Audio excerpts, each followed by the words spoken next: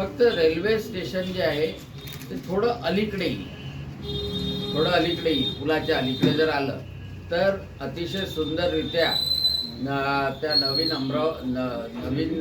रस्त्याच्या माध्यमातून आपल्याला शहराचा पुनर्विकास करण्याकरता आता ही जागा कुठे आहे तर जागा राजापेठ पोलीस स्टेशनच्या पाठीमागे जी जागा आहे ती जी जागा आहे ती जागा अतिशय चांगल्याकडनं आपल्याला ती वापरायला मिळू शकते आणि त्याप्रमाणे प्रेझेंटेशन आहे का चालू नाही हो ना ती कुठे गेली। ऐसा था कि ये जो ब्रिज है अभी रेलवे ब्रिज ये सारे व्हीकुलर और ह्यूमन मूवमेंट्स के लिए बंद कर दिया गया है। तो यहाँ पे अभी यहाँ से यहाँ कोई जाना नहीं और आ नहीं पा रहा है। तो उसकी जगह ये जो पुल अपन नया बनाने का प्रस्ताव आया था उसकी जगह ये पुल को हटाकर सीधा फ्लैट रोड समतल रोड बना दिया जाए। अब समतल रोड बनाएंगे तो नीचे रेलवे लाइन है तो इतना जो पोर्शन है आज अमरावती का डेड एंड यहाँ पर है इरविन चौक पर, इतना जो पोर्शन है 550 मीटर का है। तो ये 550 मीटर का पोर्शन यहाँ शिफ्ट किया जाए और नया डेड एंड कुछ इस तरीके से यहाँ पर आया जाए। अब उसके बाद फायदा क्या क्या होगा तो जो ईस्ट और वेस्ट डिवाइडेशन है आज अमरावती सिटी का वो हट जाएगा। अमरावती एक इंटीग्रेटेड सिटी कहलाएगी।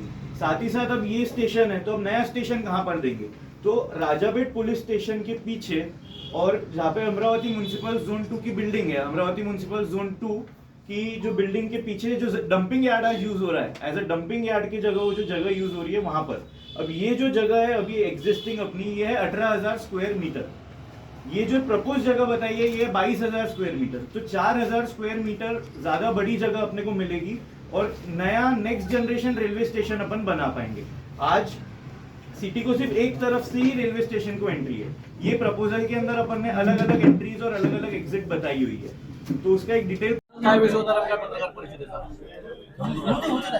अमरावती मधला रेल्वेचा जो पूल आहे जो नादुरुस्त आहे तो पाडल्यानंतर तिथे तसाच पूल बांधला तर ट्रॅफिकची समस्या तशीच राहणार आहे आणि त्यामुळं अमरावतीच्या पुलाच्या ठिकाणी संपूर्णतः एक रस्ता आणि रेल्वे स्टेशन अलीकडे आणणे त्या रेल्वे स्टेशनचं इंटिग्रेटेड मॉडेल एक VITचे विद्यार्थी वेदांश खंडेलवाल यांनी बनवलं होतं आणि त्या माध्यमातून एक अमरावतीचं ट्रॅफिकचं कंजेशन पूर्णतः दूर होऊ शकते।